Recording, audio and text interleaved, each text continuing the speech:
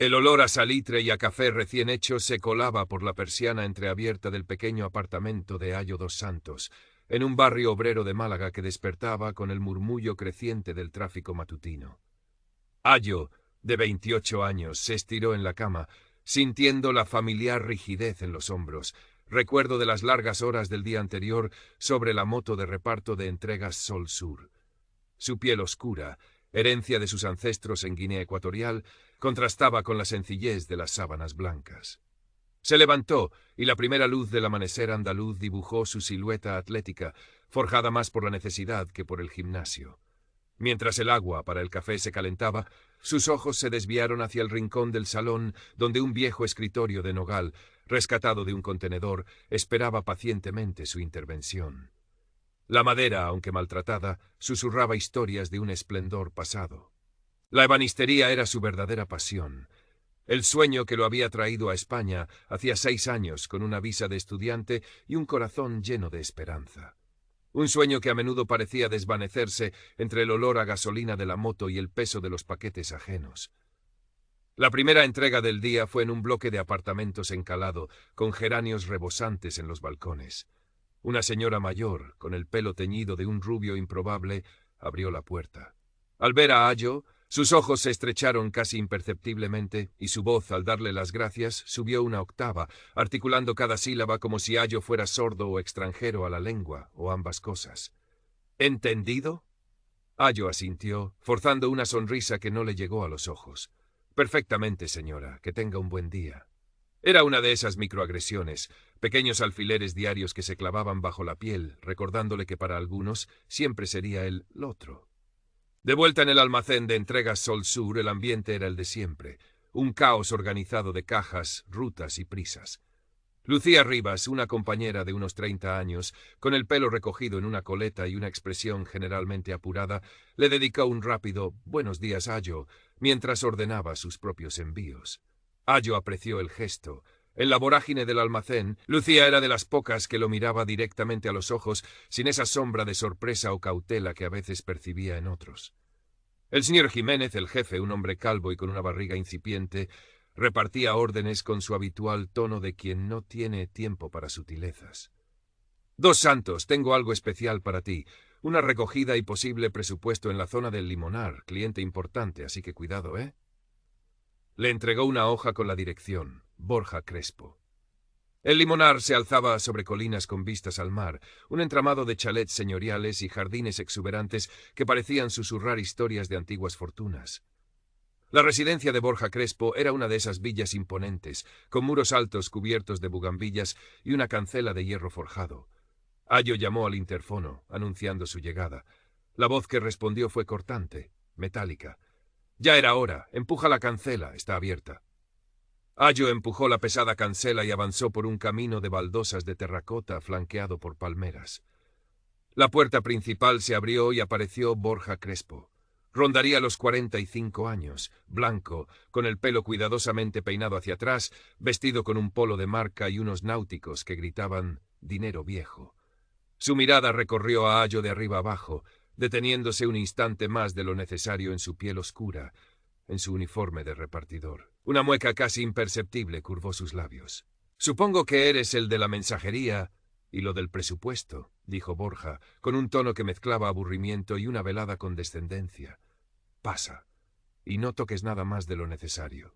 Ayo entró en un vestíbulo amplio, con suelos de mármol y una escalera imponente. El aire olía a cera y algo floral, caro. Debía recoger un paquete sellado y, si el cliente estaba interesado, evaluar un pequeño secreter antiguo para una posible restauración. Era una oportunidad, una de esas que apenas se presentaban para mostrar su verdadera habilidad. «El paquete está ahí», señaló Borja hacia una mesita auxiliar. Mientras Ayo lo recogía, Crespo añadió, con la mirada fija en el delicado secreter de marquetería que estaba en un rincón: «¿Y se supone que tú entiendes de muebles de este calibre? Porque esto no es montar un armario de Ikea, ¿sabes?» La pregunta, cargada de escepticismo, golpeó a Ayo. Era la misma duda que había visto en tantos ojos, la misma presunción de incompetencia basada en nada más que su apariencia. «Estudié ebanistería y restauración, señor Crespo», respondió Ayo, manteniendo la voz neutra, aunque una corriente de frustración comenzaba a hervir en su interior. Tengo experiencia con antigüedades. Borja soltó una risita que no llegó a ser carcajada. Ya, experiencia. Bueno, echa un vistazo, pero rápido, que no tengo toda la mañana. Y con cuidado, que como le hagas un rasguño, a ver si te vas a llevar algo más que las medidas. La insinuación, la acusación velada de torpeza o incluso de hurto, fue como una bofetada. Ayo se acercó al secreter, sus dedos rozando con delicadeza la madera noble, el barniz cuarteado. Era una pieza exquisita, probablemente del siglo XVIII. Por un momento olvidó la presencia de Borja, absorto en las líneas del mueble, en los detalles de los bronces. Pero la voz de Crespo lo devolvió a la realidad. ¿Y bien? ¿Vas a estar ahí todo el día mirándolo como si fuera una aparición? Ayo se obligó a mantener la compostura. Es una pieza muy hermosa, señor. Necesitaría un examen más detallado, pero a primera vista la estructura parece sólida. La marquetería necesita una limpieza profunda y consolidación, y el barniz original podría recuperarse en algunas zonas. Bla, bla, bla, lo interrumpió Borja, agitando una mano con impaciencia. No me cuentes tu vida. ¿Cuánto va a costar la broma? Porque si te vas a descolgar con una barbaridad, te lo puedes ahorrar. Sin un examen más profundo es difícil dar una cifra exacta, replicó Ayo, pero podría prepararle un presupuesto estimado en 24 horas si me permite tomar algunas fotografías y medidas detalladas. Borja lo miró con renovada sospecha. ¿Fotografías? ¿Para qué quieres fotografías? No, no. Mide lo que tengas que medir y déjame una cifra aproximada ahora. Y más te vale que no sea una tomadura de pelo. Ayo sintió como la paciencia se le agotaba. La oportunidad de un trabajo significativo se estaba convirtiendo en una nueva humillación. Tomó las medidas esenciales, anotándolas en su libreta, consciente de la mirada penetrante de Borja sobre cada uno de sus movimientos. Cuando terminó, ofreció una cifra tentativa, explicando las posibles variables. «Ya veremos», dijo Borja con desdén. «No me convences mucho. Dejaré que me llame tu jefe si eso. Ahora, coge el paquete y vete. Y cierra bien la cancela al salir, que esta zona no es como tu barrio, ¿entiendes?» El último comentario fue la gota que colmó el vaso. Ayo apretó la mandíbula, recogió el paquete y sin una palabra más se dirigió a la salida. La opulencia de la casa, el sol brillante del limonar, todo le parecía ahora teñido de una amargura profunda. De vuelta en la furgoneta, el motor vibrando bajo sus manos, Ayo se permitió soltar el aire que no sabía que estaba conteniendo. La rabia y la impotencia luchaban en su interior. Cada palabra de Borja Crespo, cada mirada, había sido un recordatorio de esa barrera invisible, ese estigma que parecía llevar cosido a la piel. ¿De qué servían sus manos hábiles, su conocimiento, si lo primero que veían era un color, una procedencia, y sobre eso construían un juicio inapelable? Llegó al almacén con el ánimo sombrío. Lucía estaba allí, organizando las últimas entregas de la mañana. «¿Qué tal por el limonar, Ayo? ¿Cliente con posibles?», preguntó con una sonrisa amable, intentando aligerar el ambiente. Ayo dudó un instante. Normalmente guardaba estas experiencias para sí mismo, una capa más en la coraza que había ido construyendo. Pero la amabilidad en la voz de Lucía, o quizás la crudeza del encuentro reciente, lo impulsaron a responder. «Posibles tiene, sí», dijo con una media sonrisa amarga, «pero la educación parece que se la dejó olvidada en alguna de sus otras mansiones». Lucía lo miró con más atención, notando la tensión en su mandíbula, la sombra en sus ojos. «¿Tan malo ha sido?» «Digamos que no ha sido mi mejor experiencia como profesional», admitió Ayo, sin querer entrar en demasiados detalles. «A veces parece que da igual lo que sepas hacer o quién seas. Hay gente que solo ve, bueno, ya sabes». Hizo un gesto vago hacia su propia piel.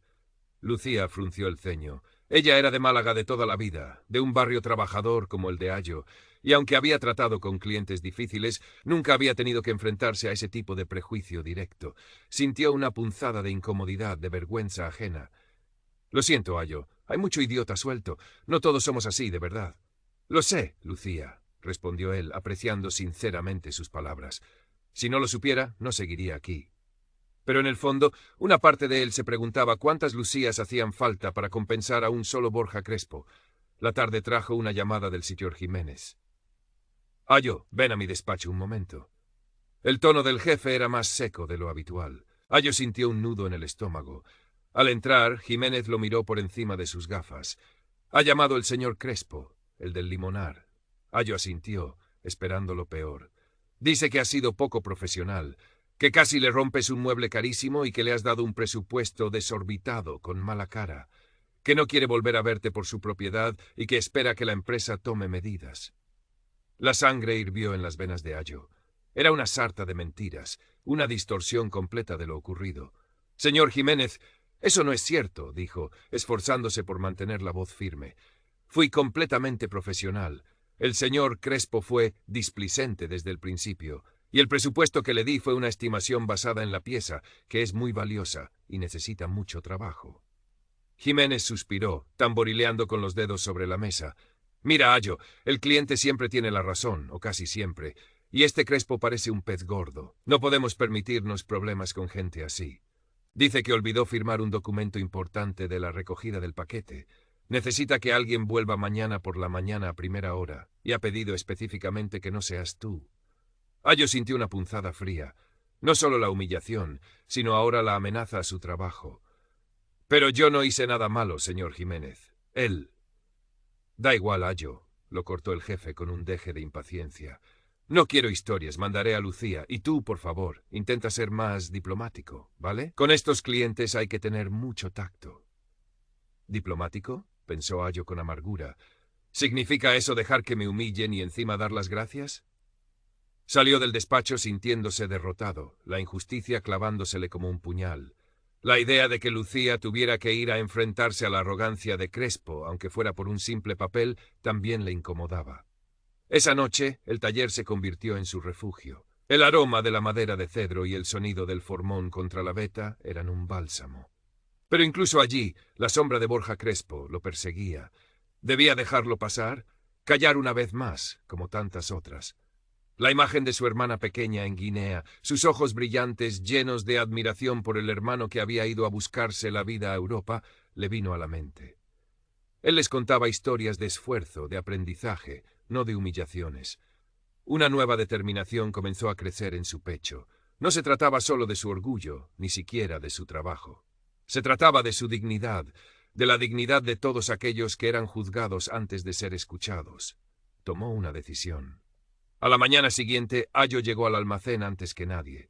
Cuando Lucía apareció con su habitual café en la mano, la encontró terminando de cargar unos paquetes en la furgoneta.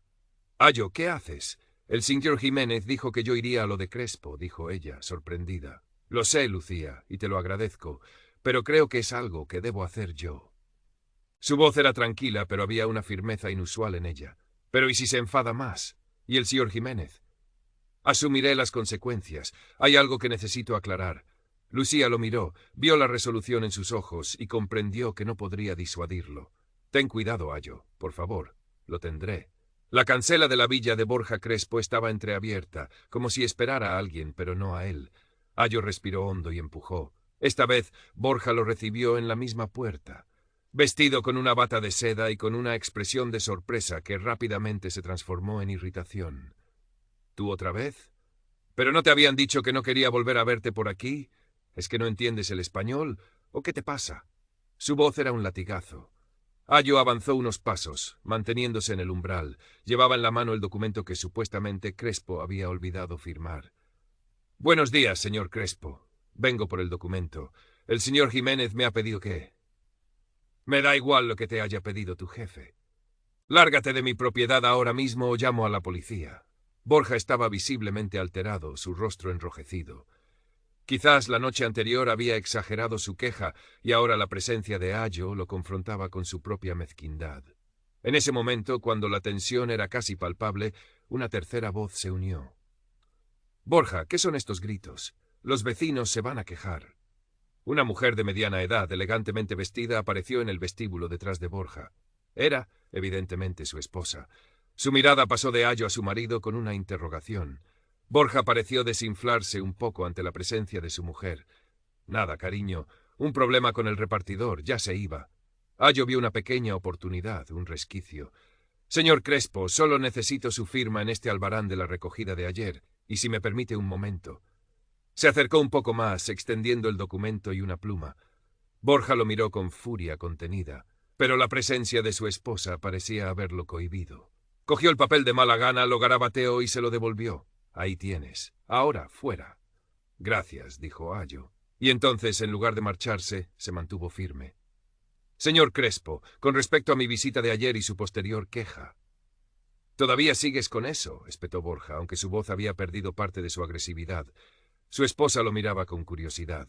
«Sí», continuó Ayo, su voz clara y calmada, aunque su corazón latía con fuerza, «porque es importante para mí. Valoro mi trabajo, señor Crespo. Soy un profesional, y ayer usted me trató con un desprecio que no merecía.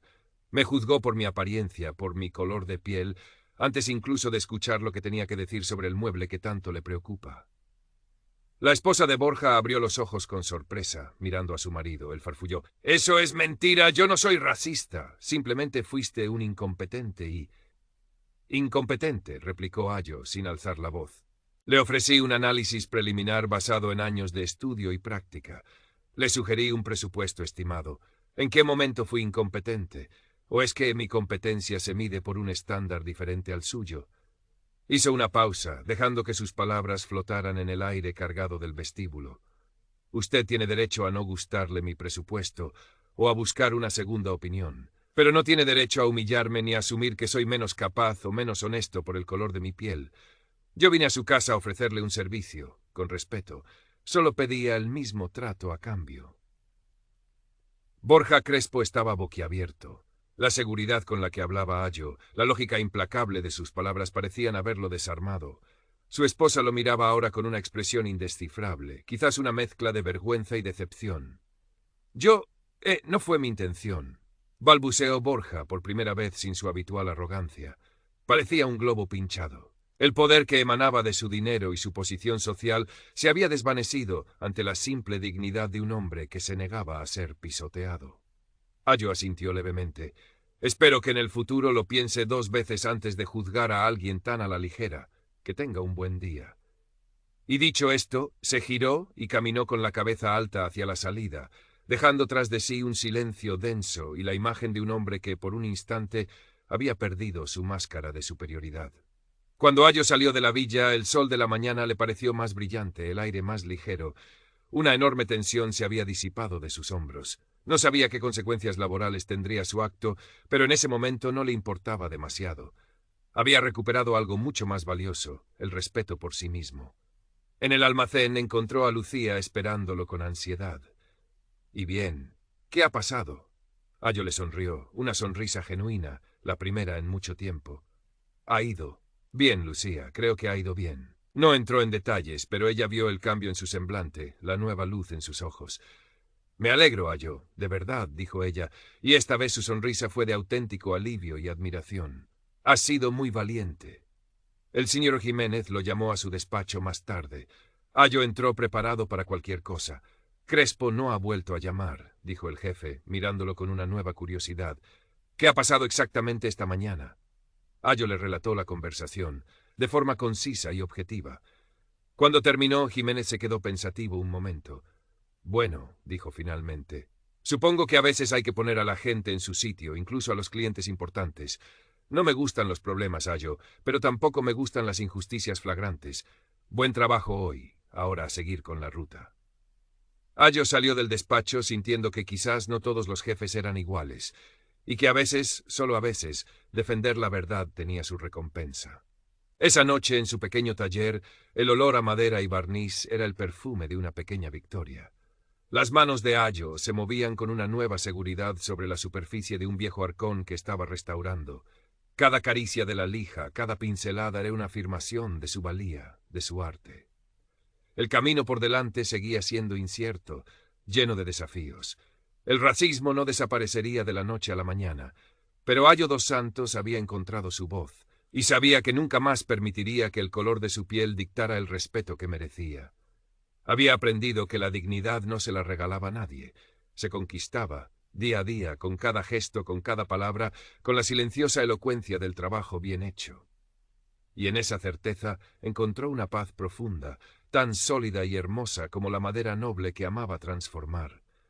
El sonido de sus herramientas en la quietud de la noche malagueña era el eco de un hombre que, finalmente, se sentía completo.